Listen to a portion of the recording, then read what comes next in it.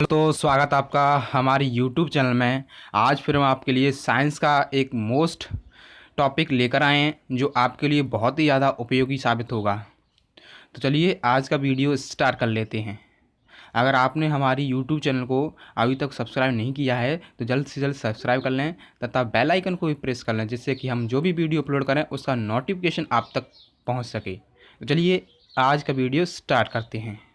तो आपके सामने क्वेश्चन है, अभिकेंद्रीय बल किसे कहते हैं। देखिएगा, अभिकेंद्रीय बल को समझने से पहले हम एक चीज़ को समझ लेते हैं, वृत्तीय गति। वृत्तीय गति किसे कहते हैं। जब कोई पिंड एक वृत्ताकार मार्ग पर गति करता है तो उसे वृत्तीय गति कहते हैं। जब कोई पिंड एक वृत्ताकार मार्ग पर गति करता है तो उसे वृत्तीय गति कहते हैं। चलिए अब अभिकेंद्रीय बल को समझते हैं। देखिएगा, अभिकेंद्रीय बल, जब कोई वस्तु किसी वृत्ताकार मार्ग पर चलती है तो उस पर वृत्त के केंद्र की ओर एक बल कार्य करता है। तो उस पर वृत्त के केंद्र की ओर एक बल कार्य करता है। इस बल को ही अभिकेंद्रीय बल कहते हैं। देखिएगा दोस्तों, जब कोई वस्तु एक वृत्ताकार मार्ग पर गति करती है तो उस पर वृत्त के केंद्र की ओर एक बल कार्य करता है। इस बल को कहेंगे हम अभिकेंद्रीय बल। जब कोई वस्तु एक वृत्ताकार मार्ग पर गति करती है तो वृत्त के केंद्र की ओर एक बल कार्य करता है, उसे अभिकेंद्रीय बल कहते हैं। सीधा सिंपल भाषा में कहें तो केंद्र की ओर लगने वाले बल को अभिकेंद्रीय बल कहते हैं। देखिएगा, अभिकेंद्रीय बल केंद्र की ओर लगता है और ठीक इसके विपरीत एक और बल होता है जिसे कहते हैं हम अपकेंद्रीय बल, जिसे हम आगे देखेंगे। चलिए अब इस अभिकेंद्रीय बल का फॉर्मूला देखते हैं। देखिएगा, F बराबर mv²/r, यह अभिकेंद्रीय बल का फॉर्मूला है। यहाँ पर m वस्तु का द्रव्यमान, v वस्तु का वेग वेलोसिटी और r वृत्त की त्रिज्या है। इसको आप अच्छी तरीक़ा से याद कर लें इस फॉर्मूले को, जिससे कि आप न्यूमेरिकल भी सॉल्व कर सकें। चलिए आगे देखते हैं। देखिएगा, इसमें आपको एक वस्तु वृत्ताकार मार्ग पर घूमती नज़र आ रही है, जिसमें देखिएगा कोई भी वस्तु वृत्ताकार मार्ग पर घूमने के लिए उसे वेग की आवश्यकता होती है, वेलोसिटी की। जब वह एक वृत्ताकार मार्ग पर घूमती है तो उसे वेलोसिटी की आवश्यकता होती है, और वेलोसिटी मतलब वेग बाहर की ओर स्पर्शरेखा पर लगता है। जो वेलोसिटी होती है उसकी दिशा बाहर की ओर स्पर्शरेखा में होती है, और जो बल होता है, जिस फोर्स होता है सेंट्रीफ्यूगल फोर्स, जो केंद्र की ओर कार्य करेगा। आप इसमें एक बात को याद रखना कि जो वेलोसिटी वेग होता है उसकी दिशा बाहर की ओर स्पर्शरेखा में होगी, उसकी दिशा बाहर की ओर स्पर्शरेखा में होगी, और जो बल और त्वरण इन दोनों की दिशा वृत्त के केंद्र की ओर होगी। चलिए आगे इसका उदाहरण देखते हैं। देखिएगा, इसमें किसी गाड़ी का सड़क पर मुड़ना, किसी गाड़ी का सड़क पर मुड़ना, जब कोई गाड़ी सड़क पर मुड़ती है तो केंद्र की ओर एक बल कार्य करता है, जिसे हम कहेंगे अभिकेंद्रीय बल। जब कोई गाड़ी सड़क पर मुड़ती है तो केंद्र की ओर एक बल कार्य करता है, जिसे हम कहेंगे अभिकेंद्रीय बल। और यह अभिकेंद्रीय बल गाड़ी को किस चीज़ से प्राप्त होता है। देखिएगा, यहाँ पर हमने एक साइकिल का उदाहरण लिया है। यह सड़क पर मुड़ती है, मोड़ पर मुड़ती है तो केंद्र की ओर बल कार्य कर रहा है, जिसे हम कहेंगे अभिकेंद्रीय बल।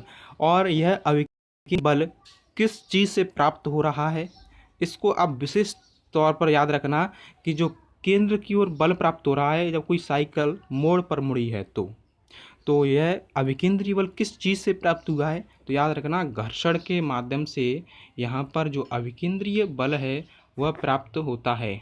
किससे दोस्तों? घर्षण के माध्यम से। याद रखना फ्रैक्शन फोर्स के माध्यम से यहाँ पर जो अभिकेंद्री बल सेंट्रीफ्यूगल फोर्स है वह प्राप्त हुआ है। यहाँ पर साइकिल के टायर और सड़क के मध्य में घर्षण हुआ है जिससे कि अभिकेंद्री बल उत्पन्न हुआ है। चलिए आगे देखते हैं। देखिएगा इस नोट पॉइंट में भी बताया गया है,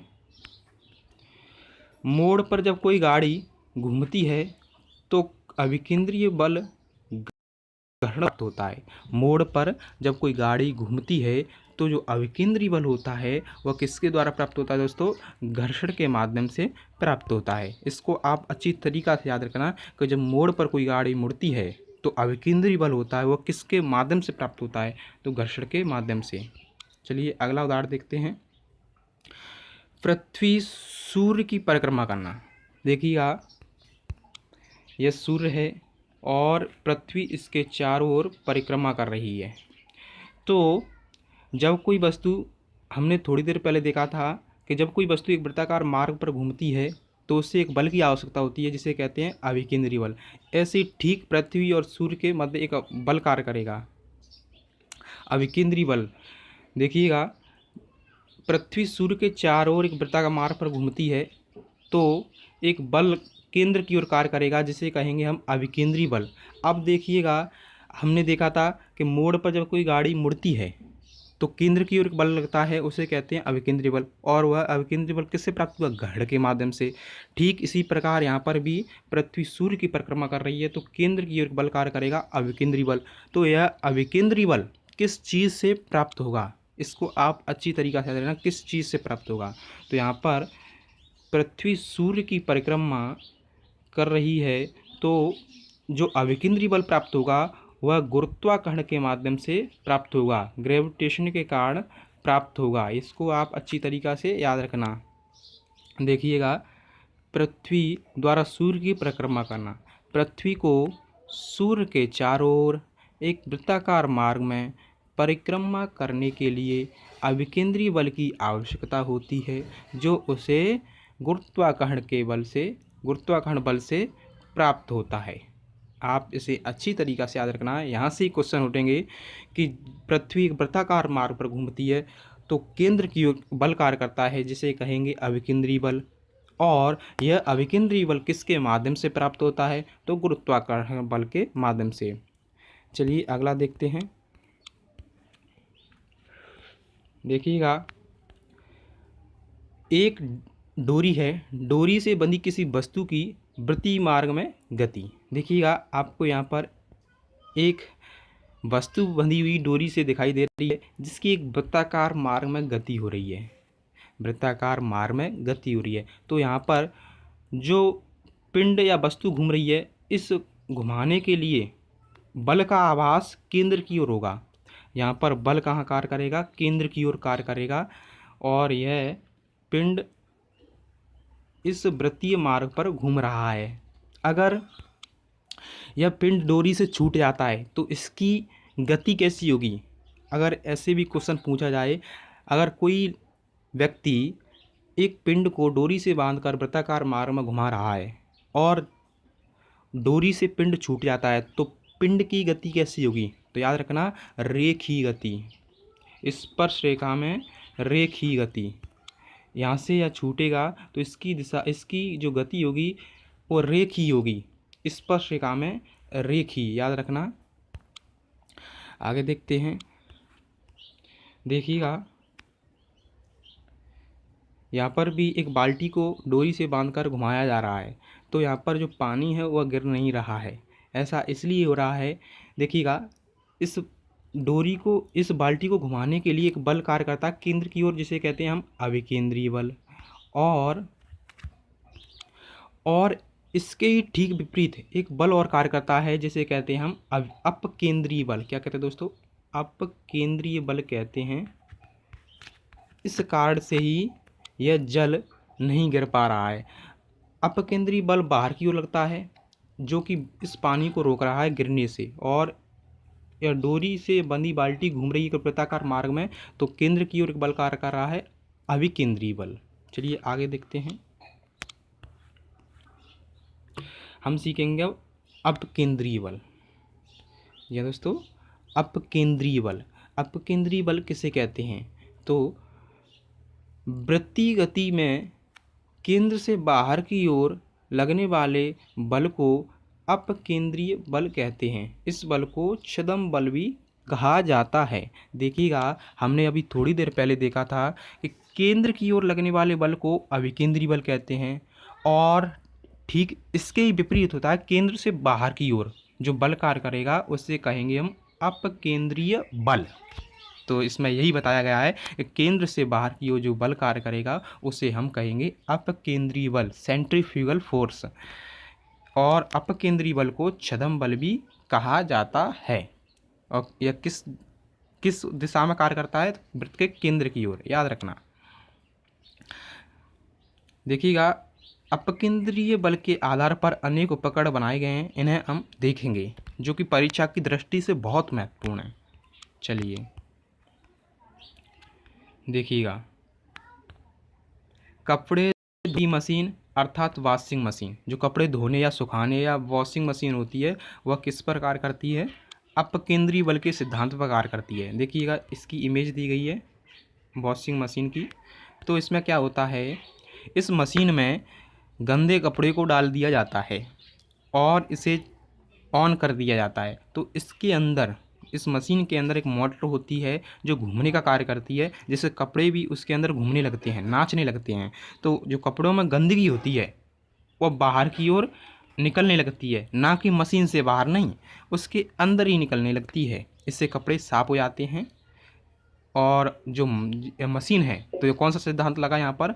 तो अपकेंद्रीय बल के माध्यम से यहाँ पर कपड़े साफ हो गए हैं। अगला देखते हैं। देखिएगा, दूध से मक्खन निकालने की मशीन, जो दूध से मक्खन निकालने की मशीन होती है वह भी अपकेंद्रीय बल के सिद्धांत पर कार्य करती है। इसको आप अच्छी तरीक़ा से याद रखना कि जो दूध से मक्खन निकालने की मशीन होती है वह भी अपकेंद्रीय बल के सिद्धांत पर कार्य करती है। इसमें क्या होता है, इस मशीन को जो दही होता है उसमें डाल दिया जाता है और इसे चालू कर दिया जाता है, और जैसे ही इसको चालू किया जाता है तो केंद्र से बाहर की ओर एक बल लगता है। क्या होता है दोस्तों? केंद्र से बाहर की ओर एक बल कार्य करता है। केंद्र से बाहर की ओर एक बल कार्य करेगा, जिसे हम कहेंगे अपकेंद्रीय बल।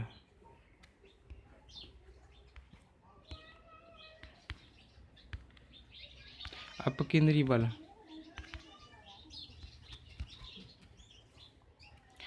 देखिएगा, जब इसे ऑन किया जाता है तो केंद्र से बाहर की ओर बल कार्य करेगा, जिसे कहेंगे हम अपकेंद्रीय बल, जिससे कि मक्खन बाहर की ओर निकलने लगता है। इस सिद्धांत पर यह कार्य करती है। तो आपको यह अच्छी तरीक़ा से समझ में आ गया होगा कि दूध से दही निकालने की मशीन और कपड़े धोने की मशीन या कपड़े सुखाने की मशीन अपकेंद्रीय बल के सिद्धांत पर कार्य करती है। अपकेंद्रीय जो बल होता है वह वृत्त के केंद्र से बाहर की ओर लगता है, और अभिकेंद्रीय बल होता है वो केंद्र की ओर लगता है। ध्यान रखना। देखिएगा, यह आज हमने अभिकेंद्रीय और अपकेंद्रीय बल के उदाहरण और उनकी परिभाषाएं देखी। आप इन्हें अच्छी तरीक़ा से याद रखना, जिससे कि आप अपनी परीक्षाओं में अच्छा प्रदर्शन कर सकें। तो मिलते हैं एक नए वीडियो में, तब तक के लिए धन्यवाद।